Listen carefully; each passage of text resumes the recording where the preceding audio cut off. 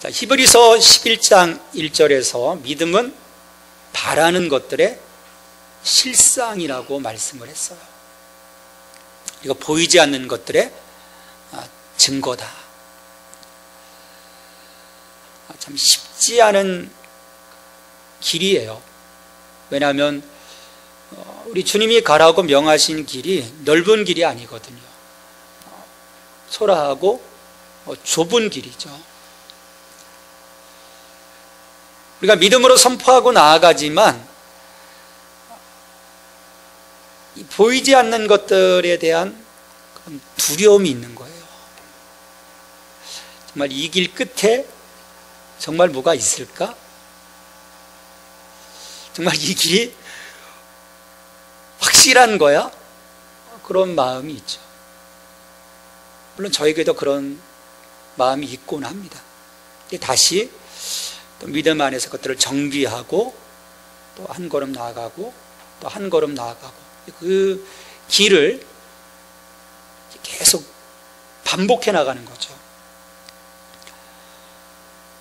항상 하나님의 부르심은요, 어떤 그 분명한 것을 보여주시면서 가라 말씀하시기도 하셔요. 특별한 경우. 근데 우리들의 어떤 일상에서의 그 신앙의 어떤 그 하나님의 그 부르심, 콜링은 분명하지 않은 경우들이 참 많습니다. 그래서 두 손 들고 주님, 이사야처럼 내가 여기 있습니다. 내가 가겠습니다. 이 어떤 그 자발적 콜링이라고 할 수 있는 자발적 선택과 자발적인 어떤 헌신이 참 그런 면에서 쉽지 않은 거죠. 아브라함도 마찬가지입니다.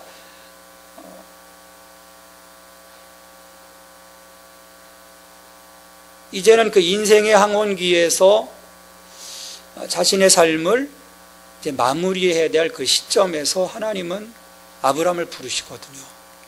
그리고 너희 본토 친척 아비집을 떠나 내가 지시할 땅으로 가라.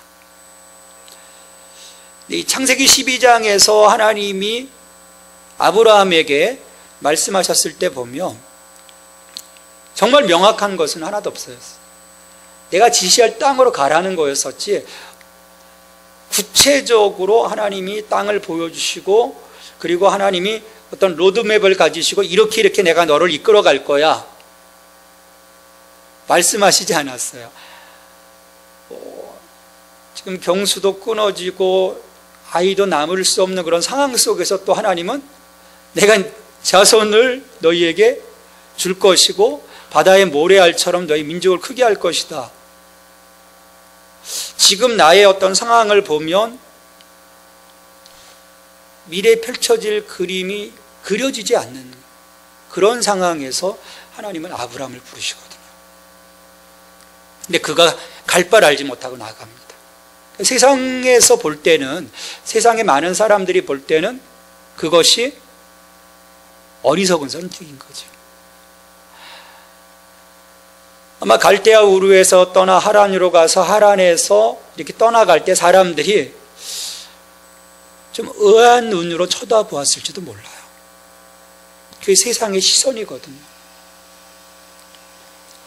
불확실한 것을 나가는 것, 그것은 정말 똑똑한 것은 아니에요. 어리석은 행동이라 할 수 있죠. 하지만 아브라함이 그렇게 순종할 수 있었던 건 뭘까요? 순종할 수 있었던 것. 뒤에 창세기 15장 3절에서도 나오지만 하나님을 아브라함이 정말 절대적으로 신뢰했다는 거죠. 그리고 하나님께서 그런 그 아브라함을, 하나님을 신실하게 믿는 그 아브라함을 의롭다 여겨주시는 그 말씀을 유추해 볼 때 이 12장 1절, 2절, 3절 하나님 말씀, 그 말씀을 순종하고 나갈 때 아브라함에게는 이미 하나님에 대한 그 신실한, 순전한 하나님, 그 하나님을 믿고 하나님을 하나님을 바라보고 나왔기 때문에 그가 그렇게 갈 바를 알지 못하지만 나올 수 있었던 거죠. 근데 이때 누가 따라 나오냐면요, 조카 롯이 따라 나옵니다. 조카 롯이 따라 나와요. 자, 아브라함은 하나님의 약속과 하나님을 바라보고 나왔어요. 근데 여러분, 롯이 하나님을 바라보고 나왔을까요? 약속을 부여잡고 나왔을까요?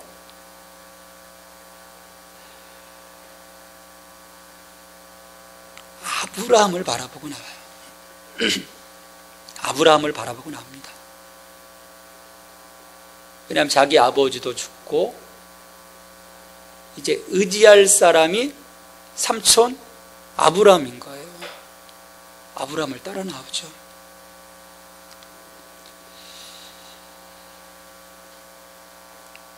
아브라함과 롯은 같은 길을 가지만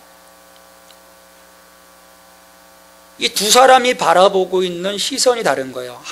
아브라함은 하나님을 바라보고 있고 롯은 아브라함을 바라보고 있고, 누구를 바라보는가, 누구를 의지하는가, 정말 그건 중요한 거예요. 왜냐하면 그로 인해 인생의 끝을 보면 그 차이가 엄청난 간극이 벌어지기 때문입니다.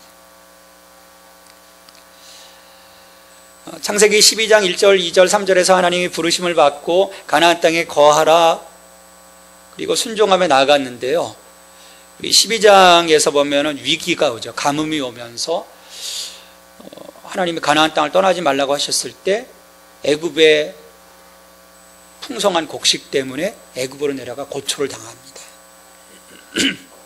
그리고 그 고초를 당하면 뒤에 하나님의 은혜를 힘입어서 이제 그 위기를 탈출하죠. 위기를 탈출하고 또 나오게 될 때 많은 그 바로에게 금은 보화를 받게 돼요. 하나님이 그에게 은혜를 주신 거예요. 고난 뒤에 고난 뒤에 하나님이 그의 삶을 회복시켜 주시고 다시금 풍성하게 해주시는 하나님의 그 은혜 뒤에 보면, 아브라함이 비록 부족하고 하나님의 그 말씀 가운데 그가 한순간 흔들리기도 하지만 늘 그가 어떤 자냐면 초심으로 돌아가 하나님을 예배하는 자였다라는 거죠. 하나님을 예배하는 자. 그러니까 하나님이 아브라함을 기이 여기셨던 것은 그런 모습들, 하나님을 의지하고 하나님을 바라보고 하나님을 예배하는 그 아브라함의 모습을 하나님은 기이 여기셨던 거예요. 4절에 보면 이 치욕스러웠던 애굽에서 네게브로 와서 네게브에서 처음 하나님 앞에 제단을 쌓았던 자리로 돌아옵니다. 그리고 그 4절에서 여호와의 이름을 불렀더라 말씀을 해요. 여호와의 이름을 불렀다. 여러분, 여호와의 이름을 불렀다는 말씀이 뭘까요? 여호와의 이름을 불렀다. 하나님을 예배하였다는 말이에요. 하나님 이름을 불렀다는 그런 의미가 아니라 하나님을 예배하였다. 우리의 예배는요, 오늘 여호와의 유월절이라는 찬양에서도 우리가 함께 나누었지만 우리의 예배가 끊임없이 회복이 되어져야 합니다. 예배가 회복되지 못할 때는요, 항상 우리의 삶에 어둠이 드리워지게 돼 있어요. 우리 믿음의 그 선조들을 보면 끊임없이 어떤 그 시점, 어떤 위기의 시점에서는 단을 쌓고 하나님께 헌신을 작정을 하죠. 예배하며 헌신을 작정합니다. 우리 일상에서의 이 예배, 주님을 향한 예배가 그런 점에서 살아나야 되는 거죠. 로마서 12장 1절의 말씀처럼 날마다 우리의 나의 몸을 하나님께 거룩한 산제사로 드려지는, 그래서 삶이 예배가 되고 예배가 삶이 되는 그 모습을 통해서 우리는 조금씩 하나님께 나아가게 되는 거죠. 자, 이렇게 어려움이 지나고 이제 모든 것이 이제 정상적으로 돌아온 것처럼 보여요. 1절부터 4절까지 보면. 항상 우리의 어떤 신앙의 여정을 보면 항상 모든 것이 이렇게 정상적으로 돌아오고 잘 되어질 때 또 우리의 위기가 오게 되죠. 이 선절로 생각하면 넘어질까 조심하라고 말씀하신 것이 그런 의미인 것 같아요. 항상 야 이제 은혜로 정말 잘 됐어, 난 괜찮아. 항상 그때 사탄은 또 우리의 뒤통수를 치는, 우리를 무너뜨리고자 하는 그런 경우들을 종종 보게 됩니다. 아브라함에게도 다시금 위기가 찾아와요. 예배가 살아나고 잘 되어졌는데 위기가 찾아옵니다. 롯가의 위기가 찾아와요. 왜냐하면 하나님께서 재정의 축복을 주셨죠. 물질의 축복을 주셨죠. 가축들이 늘어납니다. 그러면서 중요한 그 싸움이 벌어지게 돼요. 목초지 때문에 싸움이, 아브라함의 목자와 롯의 목자 사이에 싸움이 벌어지게 됩니다.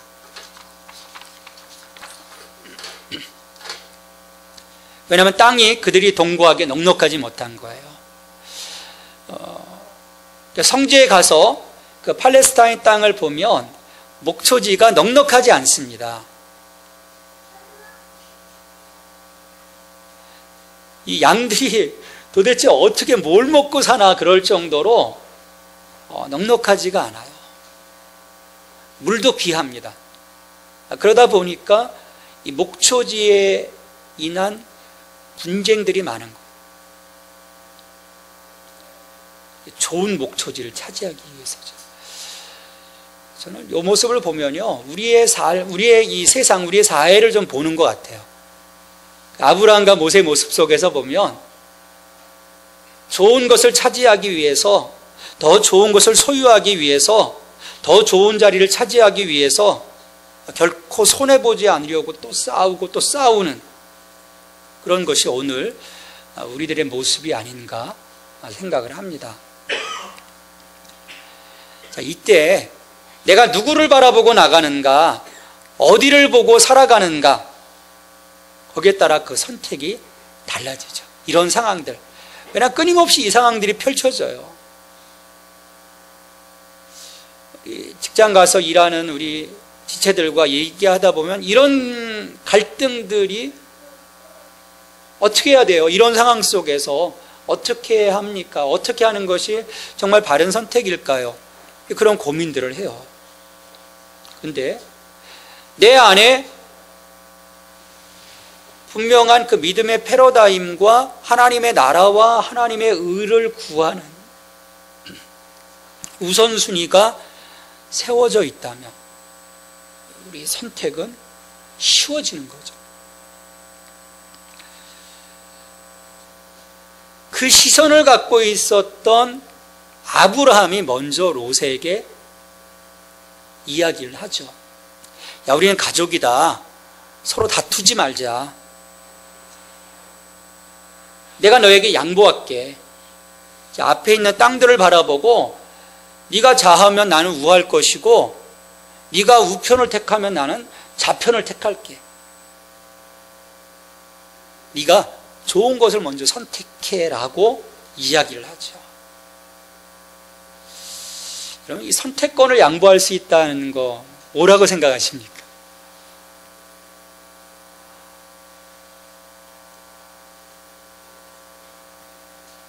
먼저 이 선택권을 잡기 위한 또 치열한 기싸움들이 있을 수 있거든요.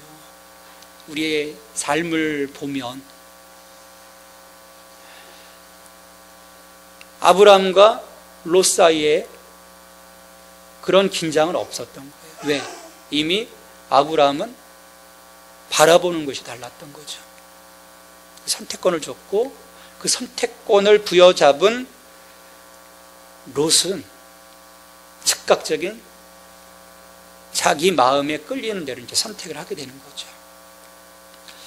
자, 이런 모습을 볼 때 자기 희생, 자기 손해를 감수할 수 있는 자들은요, 바라보는 세계가 다른 거예요. 내가 이 세계를 바라보지 못하면, 하나님 나라를 바라보지 못하면 우리는 여전히 치열하게 살아갈 수밖에 없습니다. 싸우며 살아갈 수밖에 없는 거죠.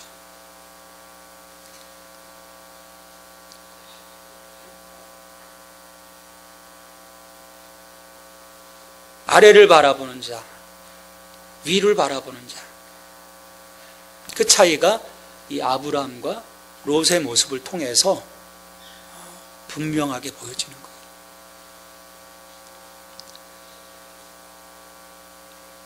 여러분, 자기가 좋은 것을 택하는 것, 그게 사람들의 마음인 것 같아요. 눈에 보이는 가장 좋은 것. 전에 부목사 시절에요, 연말이면 그 담임 목사님이 1년간 선물을 받았던 것을 쫙 진열하고, 이제 그 부목사들, 전도사들 탁 모여가지고요, 게임을 해요. 게임을 하면서 1등부터 꼴찌까지 정해주면 이제 1등이 먼저 잡는 거예요. 야, 1등은요, 땡 잡는 거죠. 딱 보고 가장 좋은 거, 가장 비싼 걸 택하는. 그러니까 사람들은요, 꿀딱꿀딱 저거 찜 해놓고도 어떻게 합니까? 자기 순서가 뒤에 있으면 그게 올까요? 찜한 게? 절대 안 오죠. 꼴찌하면요, 별 수 없어요. 제일 볼품없는 거 가져가게 돼 있더라고요. 난 저건 필요 없으니까 저 뒤에 저 우리 최 전사님이 필요할 것 같아, 그렇게 생각하고 양보하는 경우 있을까요? 없어요. 있지 않아요. 찬스가 왔을 때 주를 바라보지 않고 세상을 바라보고 자기 유익만을 추구하는 사람들은요, 주저하지 않고 자기가 우선시 여기는 것을 그냥 택해버립니다. 난 저게 좋아, 난 저거 내 거야.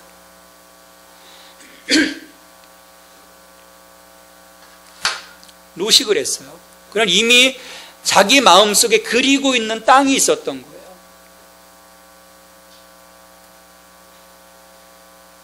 그리고 자기 마음속에 그렸던 그 땅을 택합니다. 그 지역이 오늘 요단 지역이에요. 물도 넉넉하고요, 여호와의 동산 같다. 에덴 동산인 거예요. 풍성하다는 거예요. 4개의 강물이 흐르고요, 거기에 먹을 것이 있고요, 생명나무가 있고요,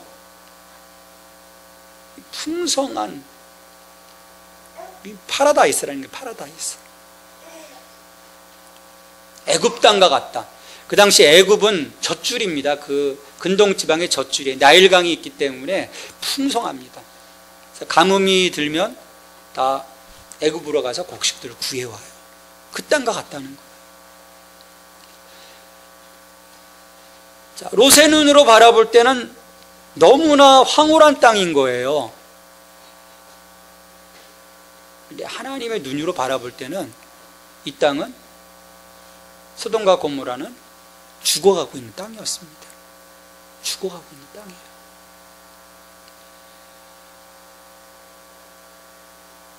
근데 요단은, 이 롯은 그것을 택해요.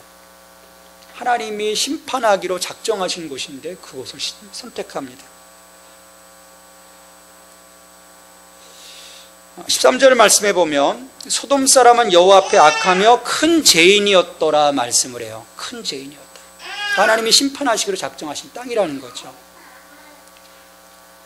결국 롯은 다 잃어버립니다. 그가 구축했던 그 모든 부를 가서 그곳에 가면 더 내가 부자가 되고 더 굉장한 사람이 될 거라는 기대를 가지고 소돔과 고모라로 들어가는데 그것이 멸망할 때 다 잃어버려요.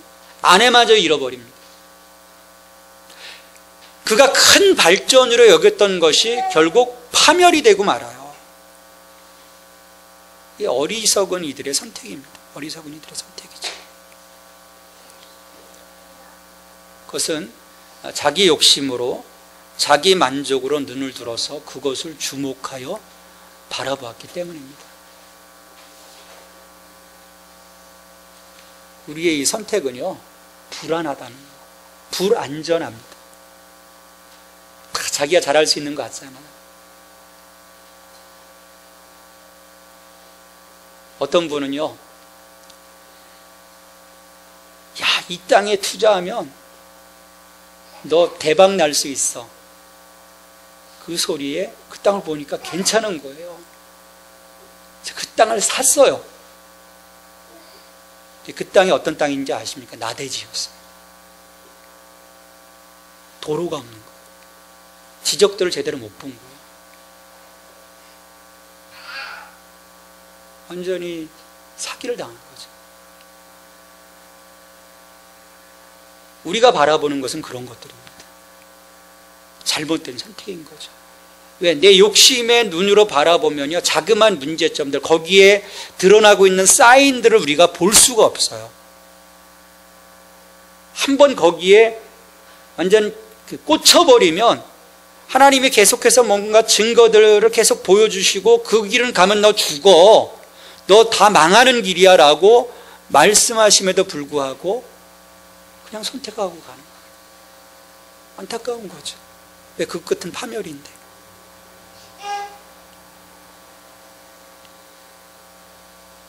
소돔은 심판의 땅입니다. 반면에 가나안은 약속의 땅이에요.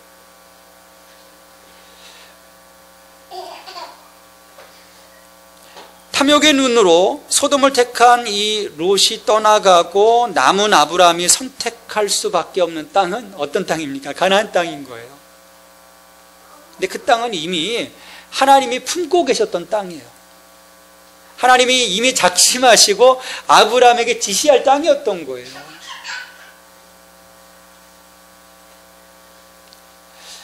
자, 그래도요, 인간 마음은요, 쉽지 않은 거예요. 내가 이 약속이 있기 때문에 이 약속을 바라보고, 근데 잘 분명하지 않은 약속이지만 하나님을 신뢰하기 때문에 바라보고 이것을 내가 양보했지만, 아브라함의 마음속에 한 구석, 아마 자그마한 그런 마음들이 있었을 거예요. 상심한 마음. 그 땅에 대한, 롯이 택하고 간 그 여호와의 동산도 같고 애굽과도 같은 그 땅에 대한 약간의 어떤 미련들, 그것으로 인한 또 어떤 그 마음의 상함들, 아마 그게 있었을 거예요. 왜냐하면 아브라함은 철인이 아니거든요. 우리 같은 성정을 가진 사람이지 않습니까? 아무리 믿음의 사람이지만 그의 과정에서 보면 흔들리는 그런 순간순간들이 있었거든요. 자, 그렇게 덩그러니 남아있는 이 아브라함에게 하나님이 찾아오셔서 말씀하세요. 너는 눈을 들어 너 있는 곳에서 북쪽과 남쪽 그리고 동쪽과 서쪽을 바라보라. 자, 하나님께서는 지금까지 이 아브라함이 자신과 더불어 동행하면서 아들과 같이 소중하게 여겼던 롯, 어쩌면 롯을 자기의 상속자로 삼고자 하는 그런 마음도 있었을 거예요. 왜? 자기는 아직 아들이 없으니까. 자, 그런 롯이 떠나고 착잡한 마음으로 미래에 대한 불안감에 잠겨 있을 이 아브라함에게 친히 찾아오셔서 부드럽게 지금 그의 마음을 만져주시는 거예요. 야, 너 눈을 좀 들어. 고개를 떨구고 있었던 아브라함의 머리를 들어 다시금 약속을 바라보도록 하나님이 초청하시는 거죠. 믿음의 눈으로 바라볼 것을 권유하시는 거예요. 롯은요, 자기 욕심에 눈을 들어서 요단들을 바라봤어요. 자기가 들었어요. 자기가 선택했어요. 네, 아브라함에게 하나님 찾아오셔서, 야, 이제 너는 그 떨군 고개를 들어서 이제 내가 너에게 보여줄 저 땅들을 바라봐. 동쪽을 바라봐라, 서쪽을 바라봐라, 남쪽을 바라봐라, 북쪽을 바라봐라. 이 보이는 모든 땅, 너로 하여금 눈을 들어 보게 하는 이 모든 땅을 내가 너에게 줄 것이다, 내 자손에게 줄 것이다 라고 하나님이 약속하시는 거죠. 롯의 선택은요, 자기가 눈을 드는 유격적인 선택이었습니다. 그런데 아브라함은요, 하나님의 말씀하심에 눈을 들어 가나안 땅을 바라보는 거룩한 선택인 거예요.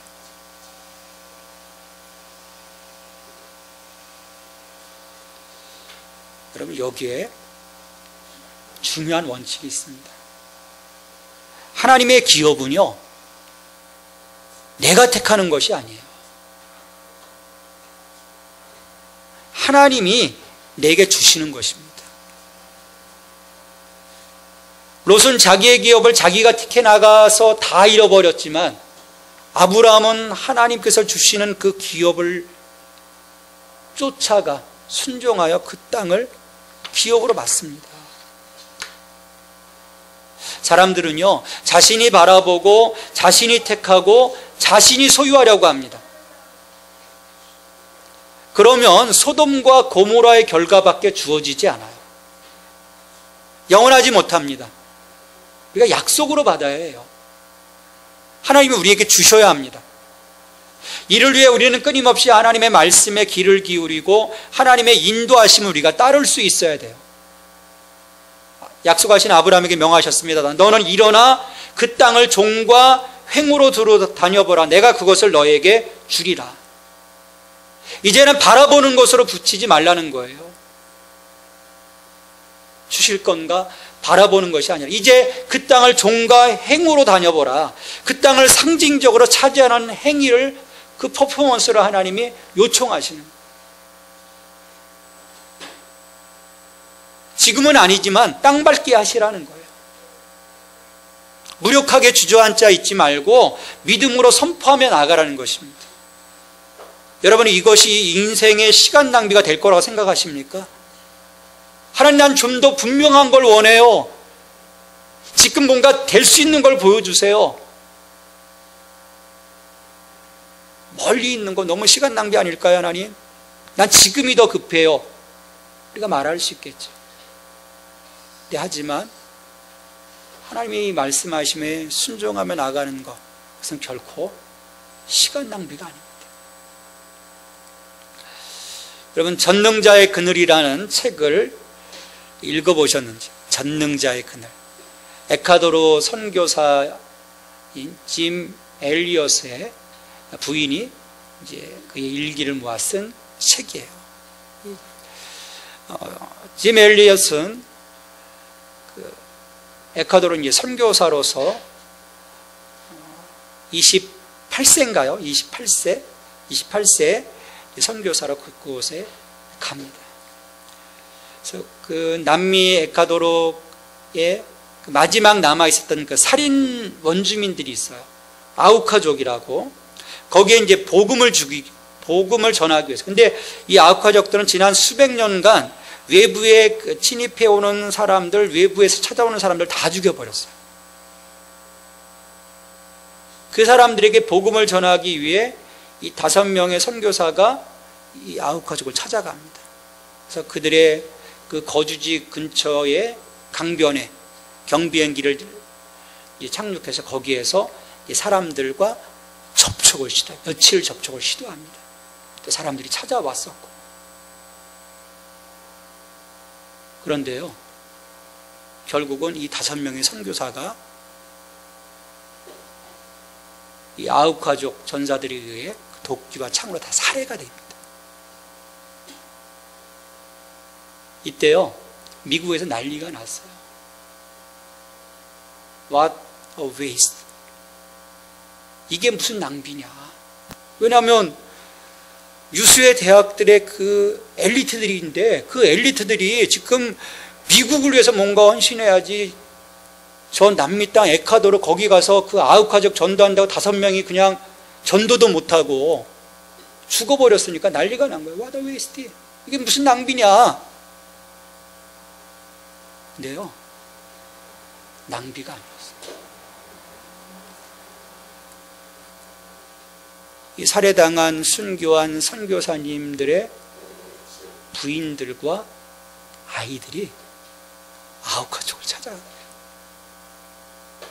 근데 그 부족들은요, 여성을 죽이지 않아요. 그런 또 관습이 있는, 그냥 받아들여요. 위협하지만 받아들입니다. 그리고 거기에서 5년간 이 여인들이 자녀들과 함께 그 9가족을 위해서 섬기고 복음을 전해요. 그러니까 5년 뒤에 추장이 묻는 거예요. 너희들 왜 여기 들어와 이렇게 헌신하고 봉사하냐? 그때 선교사님의 한 부인이 이야기하죠. 5년 전 당신들이 죽였던 선교사가 내 남편입니다. 우리 남편의 유업을 따라 여기 와서 섬길 뿐입니다. 여러분, 그래서요, 이 9가족, 그때 그 5명의 선교사들을 앞장서서 죽였던 전사들 3명이 아마 주도했던 거로 제가 알고 있는데, 1명이 1호 목사가 되고요, 그리고 2명은 그 9가족 교회의 지도자가 돼요. 여러분, what a waste가 아니라는 거예요. not a waste라는 거예요. 낭비가 아니라는 거예요. 낭비가 아니다. 짐 엘리엇이요, 그런 고백을 해요. 영원한 것을 얻고자 영원할 수 없는 것을 버리는 자는 어리석은 자가 아니다. 결코 어리석은 자가 아니다라는 거예요. 아브라함은요, 영원한 것을 위해서 영원하지 못한 것을 버린 겁니다. 반면에 롯은요, 영원하지 못한 것을 선택해 버렸어요. 영원한 것을 버리고. 롯이 바본 거예요. 그 당시 롯이 완전히 봉 잡은 것 같지만 그는 결코 바보가 되고 파멸합니다. 영원한 것을 얻기 위해서 우리는 영원하지 못한 것을 놓을 수 있어야 돼요. 놓을 수 있어야 합니다. 이것은 우리를 오직 믿음으로 바라보며 나아가는 길로 우리를 인도할 거예요. 이것을 내가 하지 못할 때요, 늘 우리는 곁길로 빠질 수밖에 없어요. 당장 손해보는 거 받고 또 사람들에게 우습게 보이는 것 같지만, 그렇게 선택하면 사람들이 좀 우습게 여겨요. 아, 쟤는 늘 저렇게 해. 그래서 무시해버립니다.